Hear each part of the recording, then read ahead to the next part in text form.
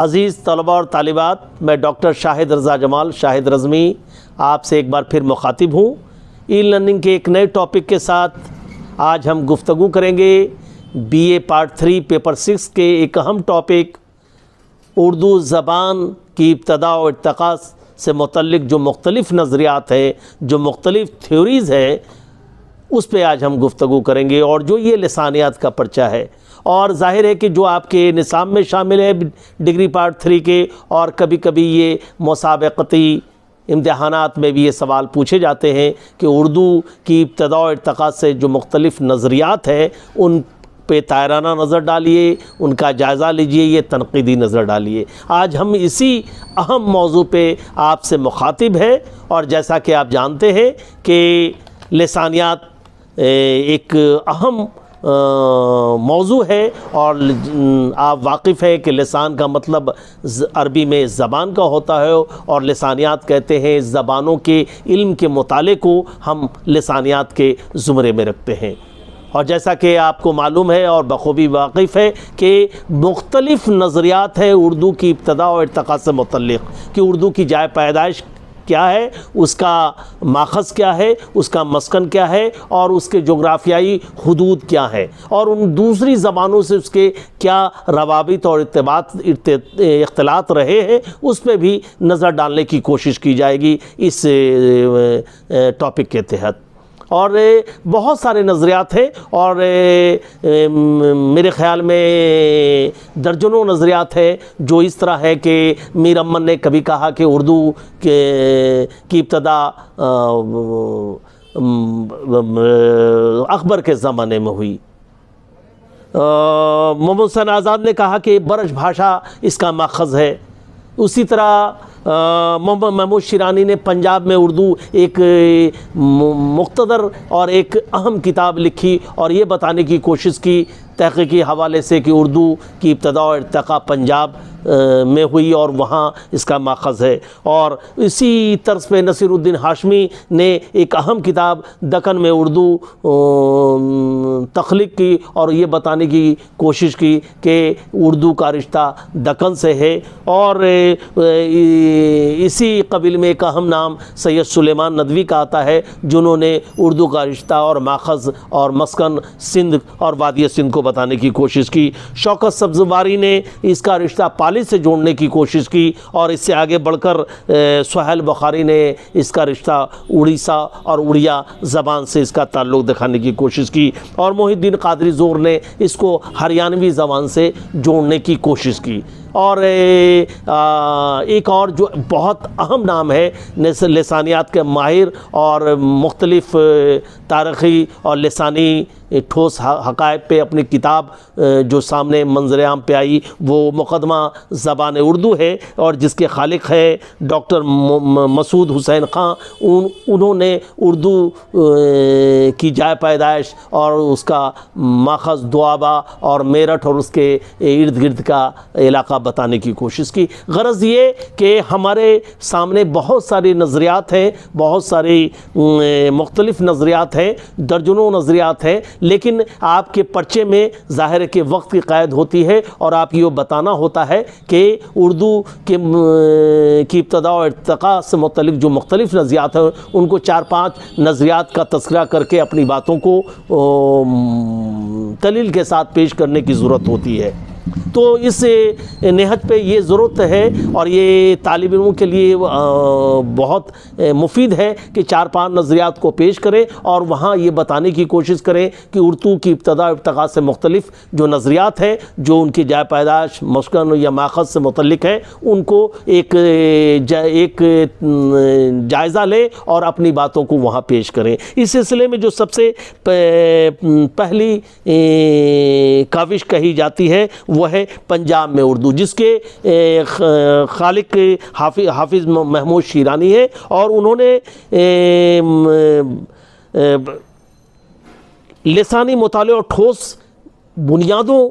پر اپنا نظریہ قائم کیا کہ اردو کی ابتدا پنجاب سے ہوئی۔ اور انہوں نے یہ بتانے کی کوشش کی کہ سلطان محمود غزنوی اور شہاب الدین غوری کے زمانے میں جو ہندوستان پہ مسلسل حملے ہوئے اس کی بنا پہ وہاں جو ارتباط زبانوں میں اختلاط ہوا، زبانوں میں جو آمیزش ہوئی پنجابیوں کے ساتھ، اور اس علاقے میں حکومت قائم ہوئی، اس علاقے عرصے تک مقیم رہے یہ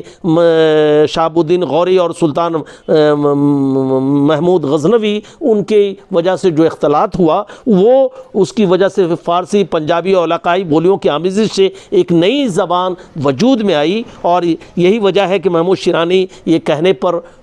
مصر ہے کہ اردو اپنی صرف نو میں پنجابی اور ملتانی کے قریب ہے، اور اردو اور پنجابی میں اسماء اور افعال دونوں کے آخر میں الف آتا، اور انہیں اسی بنیاد پہ یہ بتانے کی کوشش کی کہ اردو کی ابتدا اور ارتقاء پنجاب میں ہوئی۔ انہوں نے بہت 350 صفحات پر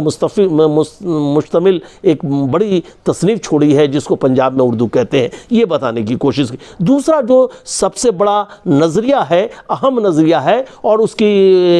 کی وکالت نصیر الدین ہاشمی کرتے ہیں، ان کی کتاب دکن میں اردو، یہ بھی بہت مقتدر کتاب ہے، بہت اہمیت کی حامل کتاب ہے۔ اس کتاب میں یہ بتانے کی کوشش کی ہے کہ اردو کا تعلق ہند آریائی زبان سے ہے، اور ہندوستان میں مالابار کے ساحل پہ جو پہلے ہی مسلمانوں کی آمد ہوئی اس کی وجہ سے جو اختلاط ہوئے، تجارت کے غرض سے آئے تھے، اور وہ اختلاط کے نتیجے میں ایک نئی زبان ماروج وجود میں آئی جو اردو کی ابتدائی شکل کہی جا سکتی ہے۔ جدید تحقیق کی نظریے کی تردید کرتی ہے، لیکن یہ نظریہ اس لیے بھی تردید کرتے ہیں کہ جو زبان وہ بولتے ہوئے مالابار کے ساحل پہ مسلمان آئے تھے وہ ان کی زبان عربی تھی، اور عربی اور اردو کا سے مماثلت اتنی کم ہے، دوسری یعنی ظاہر ہے کہ اردو ایک ہند آریائی زبان ہے جبکہ عربی کا تعلق سامع خاندان سے ہے۔ تو یہ بتانے کی کوشش کی انہوں نے، یہ بھی وکالت کی، اور بہت سارے لسانی اور ٹھوس حقائق پہ یہ بتانے کی کوشش کی کہ اردو کی ابتدا دکن سے ہوئی ہے۔ لیکن ظاہر ہے کہ ایک اور نظریہ جو بہت اہم ہے وہ ہے سندھ میں اردو، اور جس کی وکالت کرتے نظر آتے ہیں سید سلیمان ندوی۔ سید سلیمان ندوی اپنی تاریخی اور لسانی بنیادوں پہ یہ اندیا پیش کرتے ہیں کہ مسلمان فاتحین کا سندھ پر حملہ ہوا اور اس کے اختلاط اور ارتباط سے ایک نئی زبان میں وجود میں آئی، اور وہ یہ بتاتے ہیں کہ مسلم فاتحین محمد بن قاسم کی شکل پہ راجہ داہر کو سندھ کے علاقے میں ہراتے ہیں، شکست دیتے ہیں، تو اس زبان سے ایک نئی زبان وجود میں آتی ہے جس میں عربی، فارسی اور ترکی بولتے ہوئے فوج سے، اور وہاں کے عوامی بولیوں سے اور وہاں کی آمیزش سے ایک نئی زبان وجود میں آئی، اور جسے ہم اردو کہتے ہیں، ہے نا۔ اور ان کا قول ہے کہ جس کو ہم آج اردو کہتے ہیں اس کا حیولہ اس وادی سندھ میں تیار ہوا ہوگا۔ یہ ان کی تھیوری ہے، اور یہ سید سلیمان ندوی کی تھیوری ہے، اور وہ یہ بتانے کی کوشش کی ہے کہ سندھ میں اردو یعنی اردو کا تعلق وادی سندھ سے ہے۔ ایک اہم اور ہے جو محمد حسین آزاد نے بتانے کی کوشش کی آویات اور دیگر حوالے سے، اور یہ بتانے کی کوشش کی ہے کہ اردو کا تعلق نے بتانے کی کوشش کی ہے کہ وہ ابتدا بلبن کے زمانے میں، غیاث الدین بلبن کے زمانے میں یہاں کا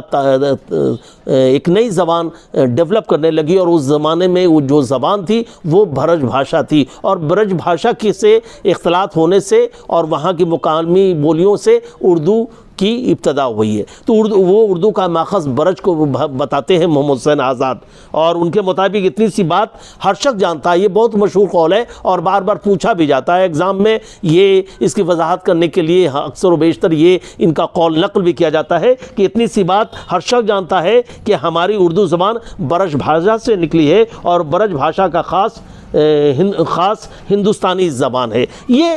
سید سلیمان ندوی کا اندیا تھا، اور یہ ان کا نظریہ تھا۔ ایک اہم لیکن جو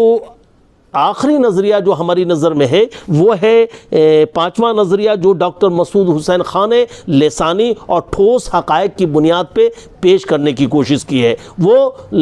لسانیات کے ماہر تھے، باہر سے بیرونی ملک سے پڑھ کر تشریف لائے تھے اور انہوں نے پی ایچ ڈی حاصل کی تھی، اور یہ بتانے کی کوشش کی ہے کہ اردو کی ابتدا اور ارتقاء جو نہ پنجاب میں اردو پیدا ہوئی ہے، نہ سندھ میں اردو ہوئی ہے، نہ اس کا تعلق برج بھاشا سے ہے اور نہ دیگر زبانوں سے ہے، بلکہ اردو کا علاقہ میرٹھ اور اس کے دوآبے کا علاقہ ہے۔ اور یہ بتانے کی کوشش کی ہے کہ اردو دوآبہ میں پیدا ہوئی، دہلی اور اطراف کا علاقہ اس کا ماخذ ہے، اس کا مسکن ہے، اور اس لیے وہ اصرار کرتے ہیں کہ یعنی ڈاکٹر مسعود حسین خان کا قول ہے، یہ سمجھ میں نہیں آتا کہ اردو کی ابتدا کا مسلمان سے یا سرزمین ہند کے سیاسی اقتدار کے قیام سے کیا تعلق ہے، اور اردو میرٹھ اور دہلی کی زبان ہے، یہ ان کا اصرار ہے